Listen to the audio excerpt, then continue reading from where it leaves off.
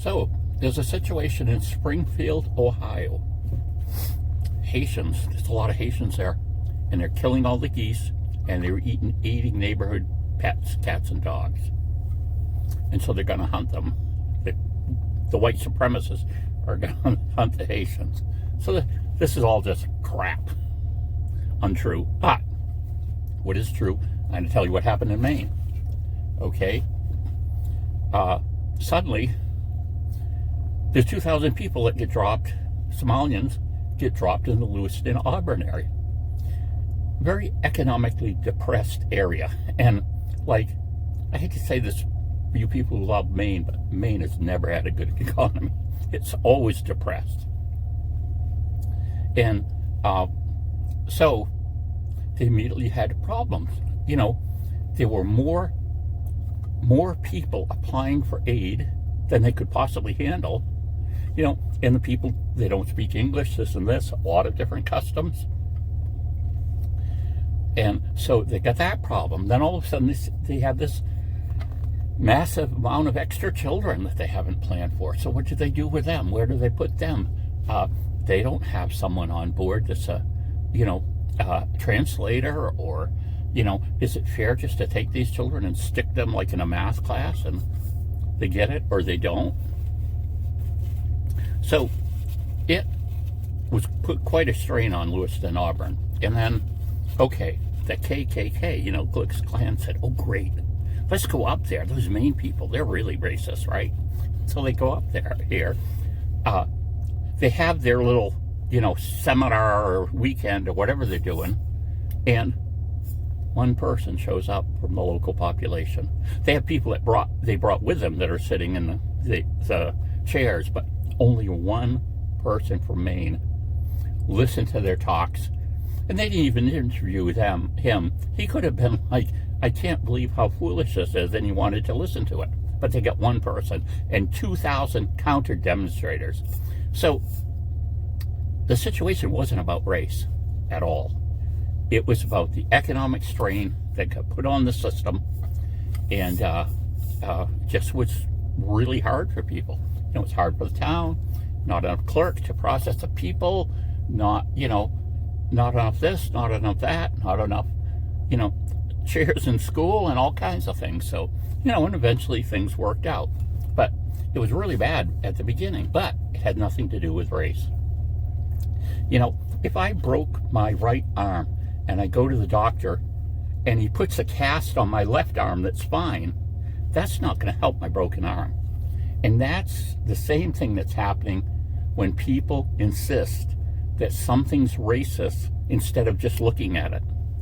Okay? Now, Springfield, they have a population of about 60,000, right? And there's 20,000 Haitians that are in the area now. And it's like, that's a lot. That's a lot of people. Again, your social services, they can't possibly have time enough to deal with these people in a timely manner. You get the housing crisis. You have, all of a sudden, again, all these kids for school. Many, I would say most don't know English, and I don't know about these people coming, but the illiteracy rate in Haiti is like 85%. It's poverty. People don't have all kinds of, you can't go to school free in Haiti. You have to pay. Take it from someone who knows, because I help a single mom put her kids in school, and it is expensive. And so this huge strain is coming on the system. And so there's this thing called Haitian Times, and they're on Instagram, and they're saying, oh, this white race, this white supremacy and everything, we had to get together and be strong and stuff like that. And it's like, no, you don't. You're trying to fix the wrong problem. There was probably a perception by the local population that they can't handle the number of people, that this number of people are not going to contribute to society. They're only going to be taking from the local area, and they won't be contributing everything back. And just the idea that, they're different. It's not the color of their skin, different language, different customs, things like that. And so going around telling white people they're racist is not going to help the problem. It's going to make it worse. Now, what I suggested, and someone thought, oh, you got to be kidding, was Haitians there should do every possible thing for volunteering that they can find.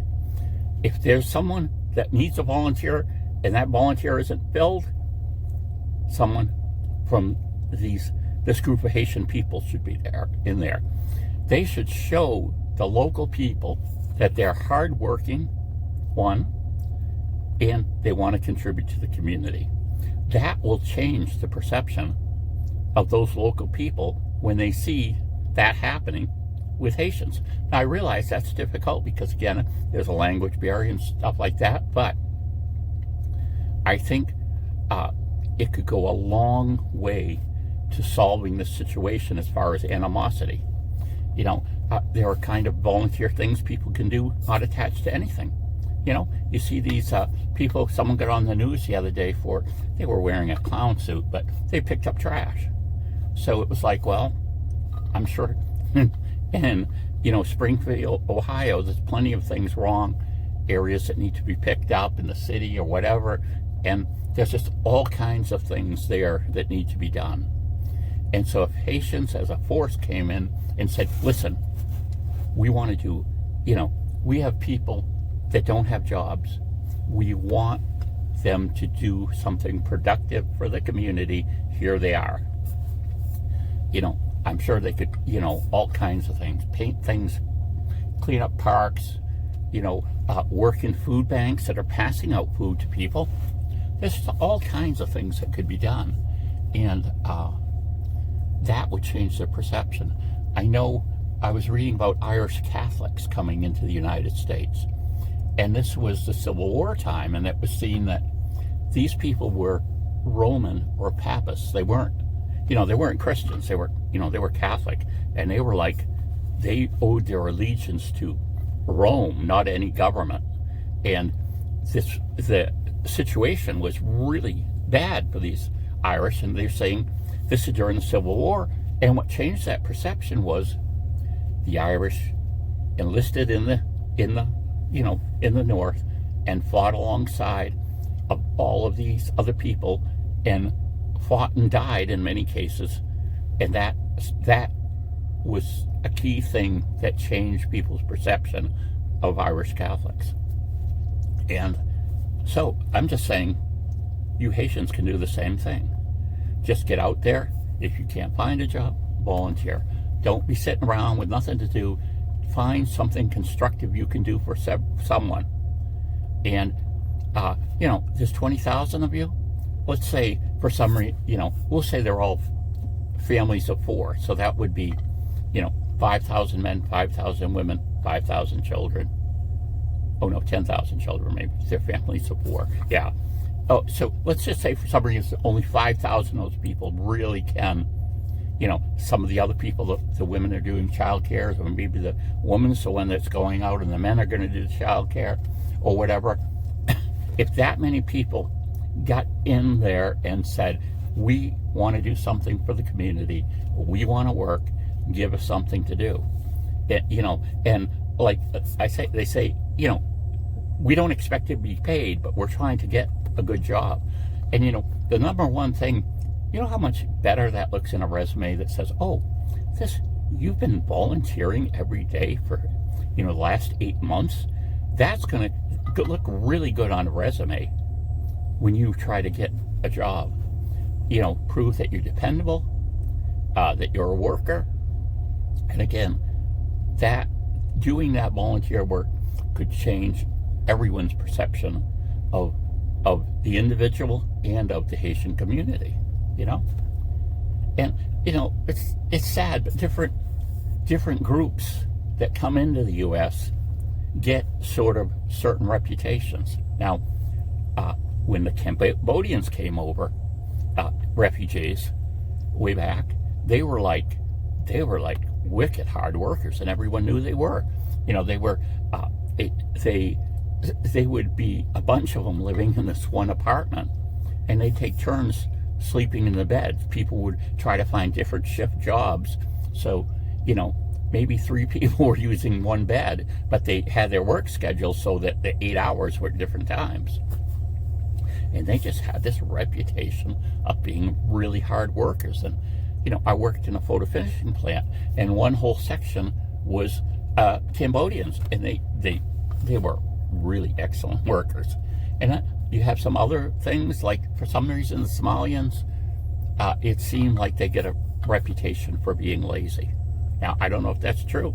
I'm not in the workplace anymore, and certainly not with, when this happened with the Somalians. And so, I don't know, but they had that reputation. And it's like, well, you have a bad reputation, break it, You be the one in that group who proves that perception of your group is wrong.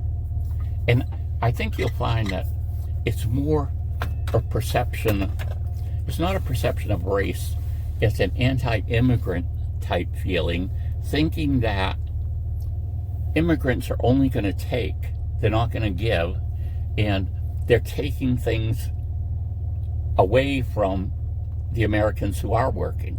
And like I say, that perception can all be changed. And that's in churches. Get involved in churches. Anything you can volunteer for and do and try to do an excellent job, it's going to go miles. And like I say, it's going to look really good on your resume. So even if you were going to be selfish and say, okay, I'm stuck in this new country, how can I get what I want? Oh, I think I'll volunteer for 6 months. I'll show up every day and I'll work real hard. Then I'll get this resume and I could get out of this thing where I'm not getting paid, and I'll go to something where I'm getting paid, and I'll have this in my resume, and things will go better for me. Well, guess what? It will. So, seriously look at that idea. There are only so many paying jobs around. There's supposedly in Springfield, they said in Springfield, Ohio, there's some factories, so there were supposedly a lot of jobs, but I don't know if that part is true, but that's what has drawn Haitians to that area. So, like I say, make a volunteer force and make people think that you really earned any social services you got. If you got food stamps, you got, heating assistance, or, help with the rent, be present in the community working to show people that you appreciate it, you deserved it, and you're continuing to work and try to better yourself and the community. Tell me what you think. Bye.